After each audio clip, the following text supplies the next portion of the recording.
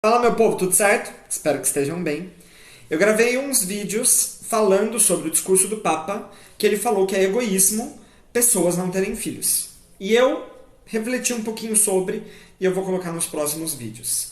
Só que esses primeiros vídeos que vão aparecer aqui estão falando sobre fanáticos religiosos que vieram tacar pedra em mim só de eu ter refletido sobre o pensamento do Papa. Dá uma olhada. E aí, mais pro final do vídeo, eu vou refletir sobre o discurso dele. E eu troquei umas duas vezes de roupa, agora eu tô com uma outra roupa, porque foi ao longo do dia isso, tá? Não assusta não. Bora lá. E é por isso que eu não discuto essas coisas aqui. O povo fanático religioso já vem tacando pedra. Eu já não entendo quem segue outra pessoa achando que essa pessoa vai pro inferno. É meu hater ou meu seguidor? Eu não tô entendendo o que essa pessoa é. Coisa, se você acha que LGBTQIA+, é pecado, por que você está me seguindo? Vamos começar por aqui. Por quê? Acho curioso quando o pessoal fala de ideologia de gênero, mas não fala de ideologia religiosa. O fanatismo religioso, quando você acredita numa coisa a ponto de você não conseguir discutir sobre ela, você não está bem, não. Sabe, já estudei mais de 10 anos de teologia. E não é só catolicismo. Espiritismo, protestantismo, quimbanda, umbanda, candomblé, judaísmo.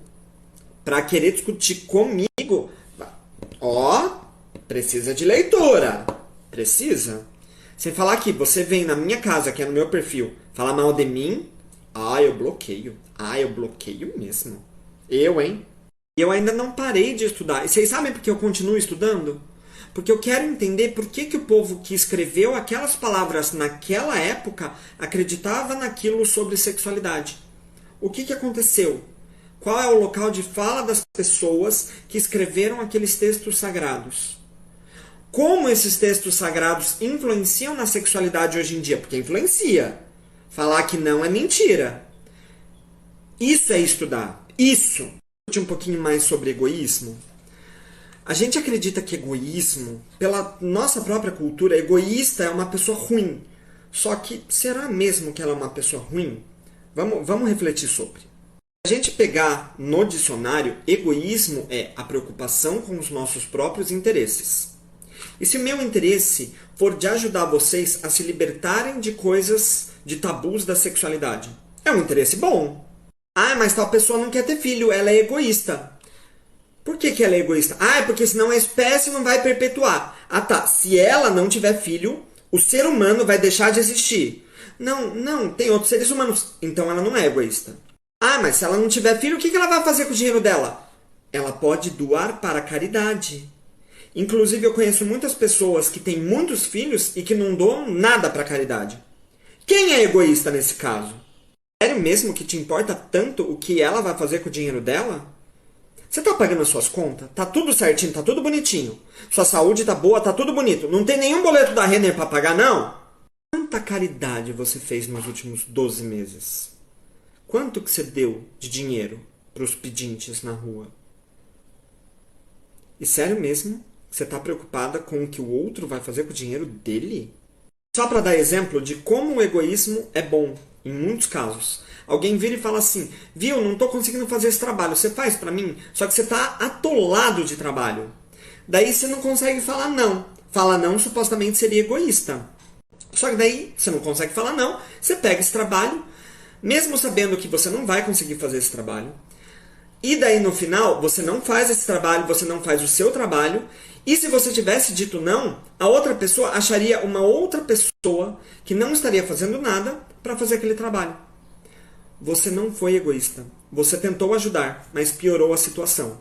O egoísmo salvaria esse negócio. Outra situação, eu tô dentro do carro, passa um pedinte, me pede dinheiro e fala assim, desculpa, não posso te dar agora. E daí o pedinte vai para outro carro. Eu não pude dar dinheiro porque eu estou suspeito de Covid. Eu vou colocar a vida dele em risco? Outro exemplo que profissionais da área da saúde vão me entender. Eu atendo 3 pacientes no mesmo horário super bem. 4 eu já não dou conta. Mas daí chega esse 4º paciente e me pede porque ele precisa muito de uma ajuda. E eu falo, não, tudo bem, vamos lá. Daí eu não atendo nem ele bem, nem os outros 3. Se ao invés disso eu fosse egoísta e falasse, olha, assim que abrir um horário eu chamo você, eu chamo o senhor e etc., eu atenderia os 3 bem e atenderia o 4º bem. E eu não me sobrecarregaria. Só que não. Eu quis ser bonzinho e não quis ser egoísta. Então eu vou atender mal e porcamente 4 pacientes e me sobrecarregar. Se eu fosse egoísta, nada disso aconteceria. Último exemplo. O avião está caindo, caem as máscaras de oxigênio. Eu preciso pôr primeiro a minha para depois ajudar os outros a colocar neles. É egoísmo, mas é sobrevivência. Reflita um pouco aí. Deixa eu fazer um parênteses aqui.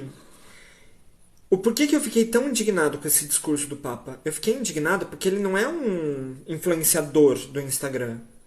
Ele é um influenciador religioso. Uma palavra dele vai decidir a sexualidade de milhões de pessoas. Recebi um comentário assim: e o Papa falou para mulheres católicas. Ele não falou só para mulheres, ele falou para homens também. Porque quando a gente fala sobre ter filho, não é só sobre mulher, é sobre homem. Só que daí, quem sofre mais com essa pressão? As mulheres. Vocês entendem como um discurso consegue jogar mais um peso sobre as mulheres?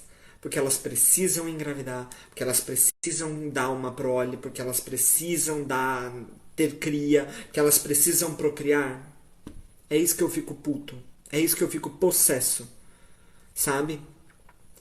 Um único discurso consegue alterar. Um único discurso consegue mudar a visão de sexualidade de muita gente. Você acha que os homens ficaram, oh meu Deus, porque eu tenho que ter um filho, etc. Os homens se incomodaram zero. Mas as mulheres se ferraram. Isso que eu fico pé da vida. Nossa, como eu fico. Então imagina, também quando ele fala que gays são pecadores. Comunidade LGBT, né, principalmente os gays católicos, devem se sentir maravilhosos. É isso que eu fico puto. A irresponsabilidade de falar alguma coisa. E não é irresponsável, não. Ele tem um local de fala. Ele tem um porquê que ele está falando. Quando eu falo local de fala, eu não estou falando disso daí que você conhece como local de fala, não. Local de fala é uma análise de quem está falando, por que está falando, o que está falando e para quem está falando. O Papa está falando para os católicos terem filhos. Talvez o Papa tenha ali alguma informação de que a comunidade católica está diminuindo. Então vamos aumentar a prole, vamos aumentar ali a população católica. Não é ingenuidade, não é irresponsabilidade. Ele tem um objetivo com essa fala. Só que ele vai ferrar a sexualidade de muita gente falando disso. Muita. E é isso que me deixa pé da vida. Muito pé da vida. Quando eu falo muitas pessoas, eu estou falando mais dos católicos. Porque tem muito católico que pode ver esse discurso e falar, não, isso daqui não me cabe, tá tudo bem, não concordo com o Papa. Mas tem muita gente que só pelo fato dele ser um representante máximo da religião, essas pessoas vão acatar tudo que ele diz. E essas pessoas não conseguem refletir sobre isso. Se isso entra ou não na vida delas. E é dessas pessoas que eu tenho dó. Porque elas vão ver esse discurso e mesmo elas, talvez, não querendo ter filhos, elas vão falar, nossa, o Papa quer que a gente tenha filho, então vamos ter filho, né? Porque senão a gente não vai ser humano o suficiente. Pronto, ferrou a sexualidade dessas pessoas. Ferrou.